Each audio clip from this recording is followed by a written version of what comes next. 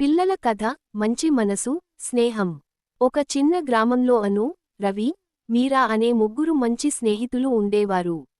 వారు ప్రతిరోజూ పాఠశాల ముగిసిన తర్వాత కలిసి ఆడుకునేవారు, కొత్త ప్రదేశాలను చూసేవారు.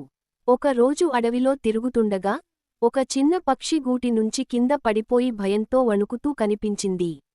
ముగ్గురూ వెంటనే దానికి సహాయం చేయాలని నిర్ణయించుకున్నారు.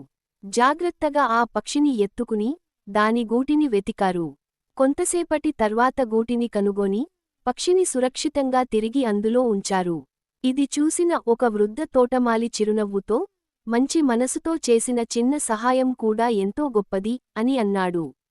ఆ రోజు నుంచి అను, రవి, మీరా ప్రతిరోజూ ఎవరికైనా సహాయం చేయాలని నిర్ణయించుకున్నారు.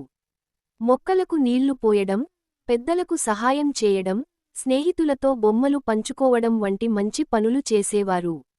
వారి మంచి పనులను చూసి గ్రామంలోని పిల్లలందరూ వారిని ఆదర్శంగా